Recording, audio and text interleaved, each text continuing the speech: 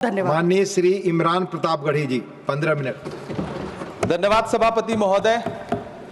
कभी सुदामा पांडे धूमिल जी ने कहा था कि एक आदमी रोटी बेलता है, एक आदमी रोटी खाता है, एक तीसरा आदमी भी है जो न रोटी बेलता है न रोटी खाता है, वो सिर्फ रोटी से खेलता है। वो तीसरा आदमी कौन है? मेरे देश की संसद मौन है। सभापति महोदय, वो भी क्या दिन थे जब संसद में देश का बजट पेश होता था तो देश की सड़कें ठहर जाया करती थीं। रेल बजट पेश होता था तो लोगों की उम्मीदें रेल के डिब्बों की तरह पटरियों पर दौड़ने लगती थीं। पूरा देश धड़कने रोक करके वित्त मंत्री और रेल मंत्री को सुना करता था।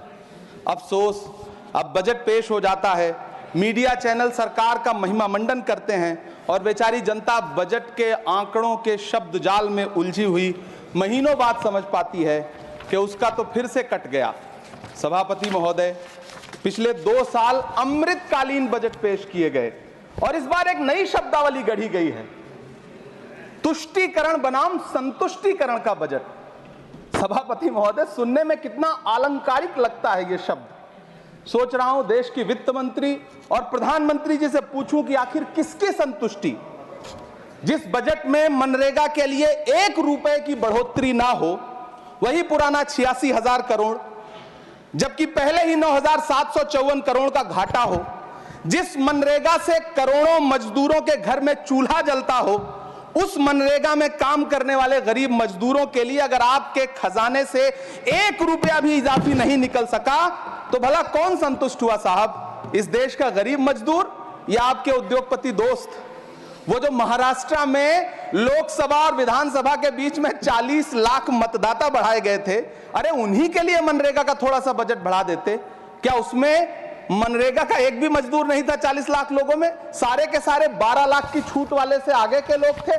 सभापति महोदय, कल जब वित्त मंत्री जी देश की संसद में भाषण दे रही थी तो वहां मुंबई में कोई गरीब इंसान जब अपनी जेब टटोल करके अपनी मोटरसाइकिल में 1 लीटर पेट्रोल भरवा रहा था तो उस पेट्रोल की कीमत थी 103 रुपया प्रति लीटर।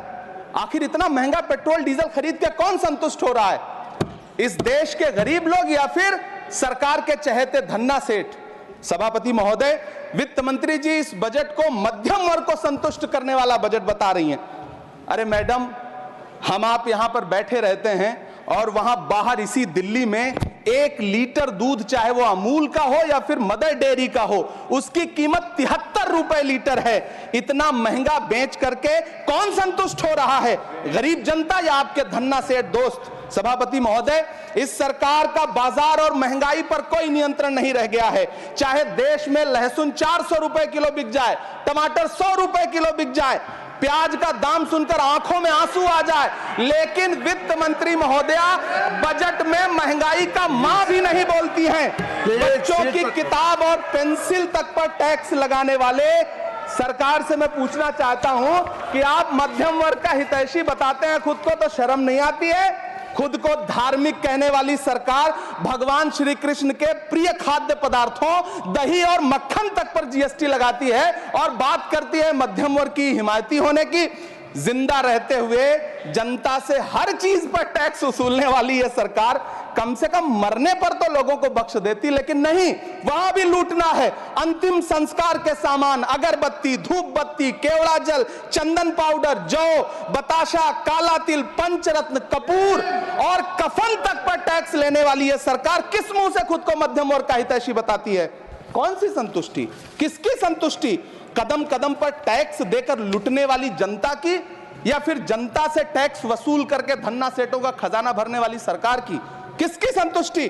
सभापति महोदय, 18 अगस्त 2015 आरा का बिहार का ऐतिहासिक मैदान, सजा हुआ मंच, हजारों की भीड़ और सामने खड़े हुए देश के प्रधानमंत्री का भाषण। बिहार के भाइयों बहनों, आज मैं बिहार के लिए पैकेज की घोषणा कर रहा हूं। 50,000 करोड़ कर दूं कि ज्यादा कर दूं? अखिलेश भाई, 60,000 करोड़ कर दूं कि ज्यादा कर दूं? 70,000 करोड़ कर दूं कि ज्यादा कर दूं? 80,000 करोड़ कर दूं कि ज्यादा कर दूं? चलो, मैं बिहार को 1.25 लाख करोड़ का पैकेज दे रहा हूं। 10 साल हो गए सभापति महोदय, वही ढाक के 3 पात, बिहार आज भी विकास की बाट जो रहा है। भाषण आज भी प्रधानमंत्री जी के यूट्यूब चैनल पर सुना जा सकता है।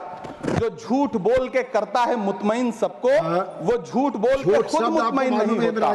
सभापति महोदय, ये तो राहुल जी का असर है। कौन सा शब्द सर, कौन सा शब्द? झूठ। ठीक है सर, मिथ्या बोल करके, जो मिथ्या बोल के करता है मुतमईन सबको, वो मिथ्या बोल के खुद मुतमईन नहीं होता। ये राहुल जी का असर है। जो मखाना बोर्ड की घोषणा हुई, अखिलेश जी आपको याद होगा, भारत जोड़ो न्याय यात्रा में 30 जनवरी 2024 को बिहार के रंगभूमि मैदान में राहुल गांधी जी का पूर्णिया में भाषण था और उसमें मखाना को लेकर उन्होंने आवाज उठाई थी। ये उनका असर है कि आपको मखाना बोर्ड बनाना पड़ा, वरना तो आप मैखाना बोर्ड बनाने वाले लोग हैं। सभापति महोदय, बिहार को झूठे पैकेज और चुनावी दिलासे देना बंद करिए। आज भी जब कोसी में बाढ़ आती है तो पूरा सीमांचल बर्बाद हो जाता है। मैंने उस तबाही को अपनी आंखों से देखा है। 2016-17 की बाढ़ में अपने इन्हीं हाथों से राहत सामग्री बांटी है मैंने। अगर सच में बिहार के लिए कुछ करना चाहते हैं तो बिहार को बाढ़ से बचाने का प्रबंध करिए। पूर्णिया एयरपोर्ट 10 साल से बाट जो रहा है, घोषणा 2014 में हुई, बन के आज तक तैयार नहीं हुआ। अलीगढ़ मुस्लिम विश्वविद्यालय का किशनगंज सेंटर बजट के अभाव में दम तोड़ता जा रहा है। मैंने पिछले बजट सत्र में भी आवाज उठाई थी। आज फिर वित्त मंत्री जी से अनुरोध करना चाहता हूं, दामन फैला करके, कि अलीगढ़ मुस्लिम विश्वविद्यालय का किशनगंज सेंटर बन जाने दीजिए। आखिर कौन सी नफरत है? यह मुल्क हमारा भी है। इस मुल्क की मिट्टी में हमारा भी खून पसीना शामिल है। हमसे इतनी भी क्या नफरत? रिश्तों की ये नाजुक डोरें तोड़ी थोड़ी जाती हैं। अपनी आंखें दुखती हो तो फोड़ी थोड़ी जाती हैं। सभापति महोदय,